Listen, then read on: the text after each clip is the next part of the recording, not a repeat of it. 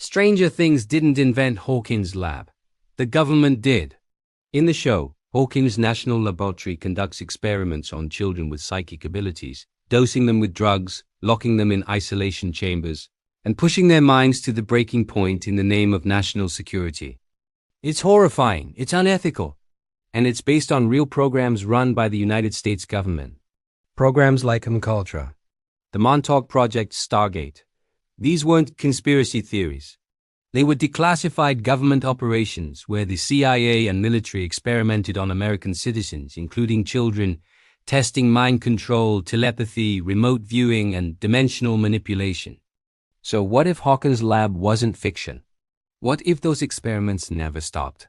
What if right now, in secret facilities across America, there are children with numbers tattooed on their wrists being trained as psychic weapons? Let's start with what we know for certain.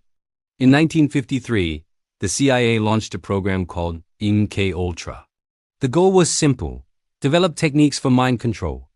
The Cold War was escalating, and the CIA was terrified that the Soviet Union and China were ahead in psychological warfare.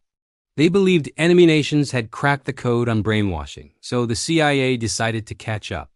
MKUltra involved over 150 separate experiments conducted at universities, hospitals, prisons, and pharmaceutical companies across the United States and Canada. They tested LSD on unwitting subjects. They used electroshock therapy, sensory deprivation, hypnosis, verbal and sexual abuse. And they did this to thousands of people, many of whom had no idea they were part of an experiment. What do you think happens to a person when their own government drugs them without consent and then studies how their mind breaks? The experiments weren't limited to adults. Documents later revealed that children were also subjects: orphans, kids from broken homes, children who wouldn't be missed. The CIA specifically targeted vulnerable populations because they knew no one would ask questions. These children were given massive doses of LSD and other hallucinogens. They were locked in dark rooms for days. They were subjected to psychological torture designed to shatter their sense of self so they could be rebuilt as programmable agents. Does this sound familiar? Because it's exactly what happened to 11 in Stranger Things. The show didn't make this up. They just dramatized what actually happened. What do you think happened to those real children when the experiments were over? Where are they now? Then there's the Montauk Project. This one is more controversial because much of the evidence has been destroyed or remains classified, but multiple whistleblowers have come forward with eerily consistent stories. According to these accounts, in the 1970s and 80s, a secret facility beneath Camp Hero in Montauk, New York, conducted experiments on children with psychic abilities. The goal was to create super soldiers who could move objects with their minds, see remote locations through telepathy, and even manipulate time and space. Sound insane? The Duffer Brothers, creators of Stranger Things, have openly said that Montauk was one of their primary inspirations. The original title of the show was even Montauk before it became Stranger Things. What do you think it means when a fictional horror show is directly based on allegations of real government experiments? One of the most credible whistleblowers was Preston Nichols, an electrical engineer who claimed he worked at Montauk.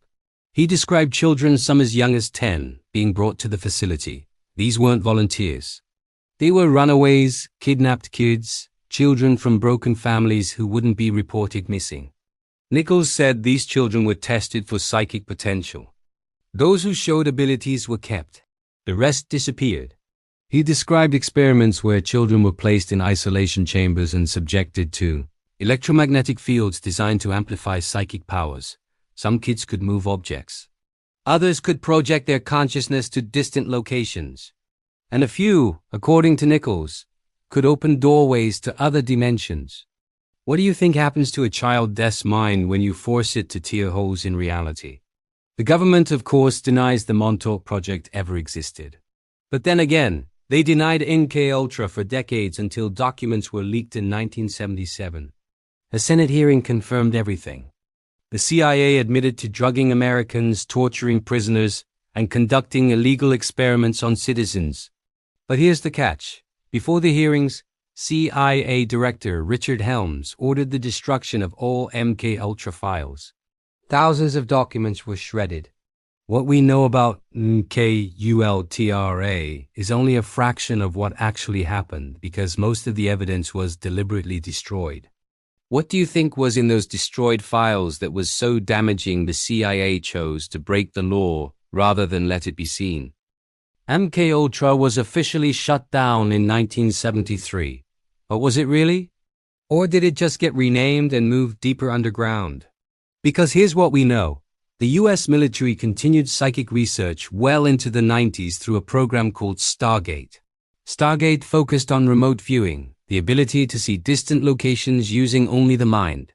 The program ran for over 20 years and cost $20 million. The military recruited people with claimed psychic abilities and trained them to spy on enemy installations. In 1995, the program was declassified and officially ended. But multiple participants have said the program didn't stop. It just went black. Fully classified. No oversight. What do you think the government learned in 20 years of psychic research that they didn't want the public to know? Let's talk about missing children. Every year in the United States, over 400,000 children are reported missing. Most are found, but thousands aren't. They vanish without a trace. No bodies, no evidence, just gone. Now, most of these cases have tragic but mundane explanations: runaways, parental abductions, accidents. But what about the ones that don't make sense? The cases where a child disappears from a secure location with no sign of struggle, no witnesses, and no leads. What do you think happens to those children? And what if some of them end up in places like Hawkins Lab? There are patterns in some of these disappearances that are hard to ignore. Children with high IQs.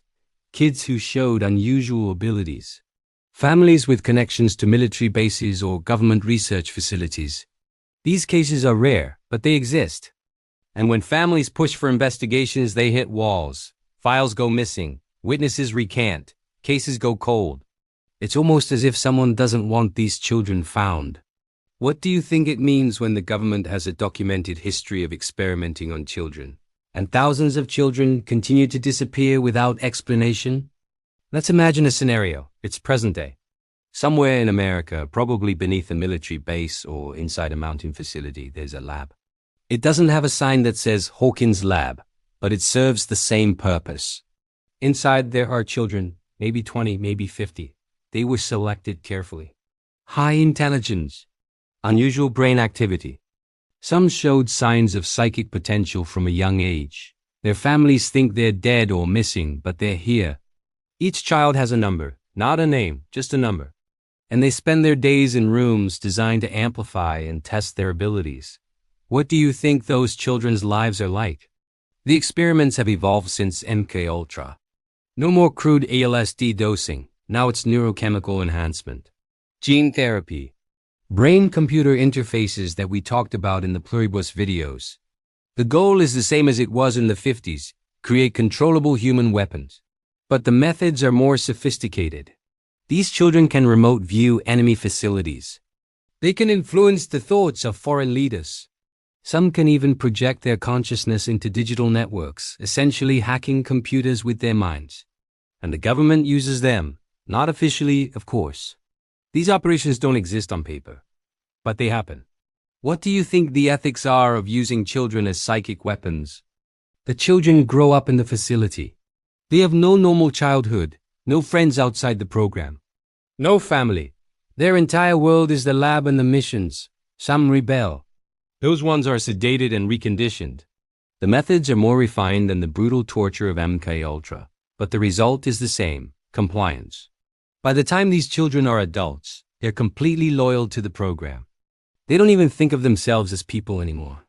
They're assets, tools, and when they're no longer useful, they disappear, retired, relocated, or something worse. What do you think happens to a psychic weapon when it becomes obsolete? But here's where it gets even darker. What if some of these experiments succeeded beyond the government's wildest expectations? What if there are individuals out there right now living among us who have abilities like 11?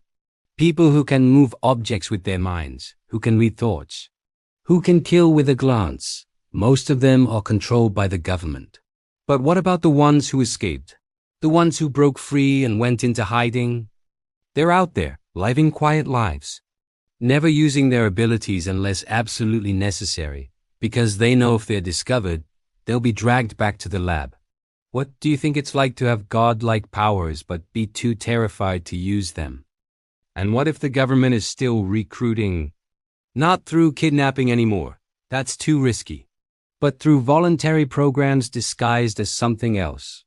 Gifted student initiatives, advanced brain research studies, experimental treatments for neurological conditions. Parents sign consent forms without reading the fine print. The child goes into a program, and maybe that child never comes home the same, or maybe they don't come home at all. What do you think happens when the line between medical research and military experimentation disappears? There's another possibility that's even more disturbing. What if the experiments didn't just create psychics? What if they opened something?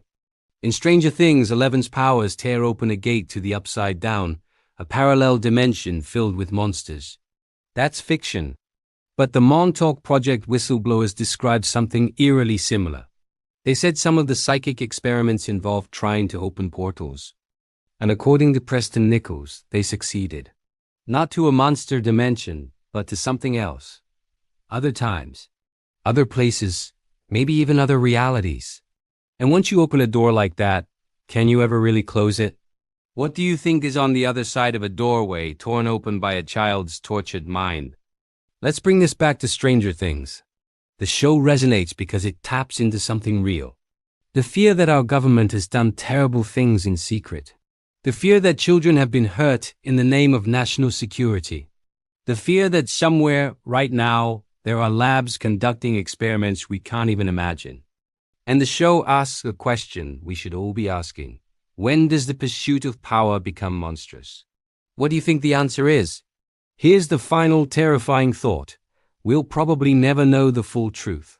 MKUltra was only exposed because a whistleblower leaked documents. Stargate was declassified decades after it supposedly ended. If there are modern programs like Hawkins Lab, they're buried under layers of classification and plausible deniability. The people who know the truth are bound by secrecy agreements or dead. The children who were experimented on are either still controlled or too traumatized to speak. And the public doesn't want to believe it. It's easier to think Stranger Things is just a scary TV show. But what if it's not? What if it's a warning? What do you think happens to a society that experiments on its own children and then pretends it never happened? If this scenario made you question what the government is really capable of, leave a comment below telling me whether you think programs like Hawkins Lab still exist. And if you want more explorations of the real conspiracies behind popular culture, hit that subscribe button and turn on notifications. This is America Doom, where we examine the dark truths hiding behind fiction. Drop a like if Stranger Things will never feel the same after learning this, and I'll see you in the next one. Stay vigilant because the monsters aren't always in other dimensions. Sometimes they're in government buildings, conducting experiments in the name of national security.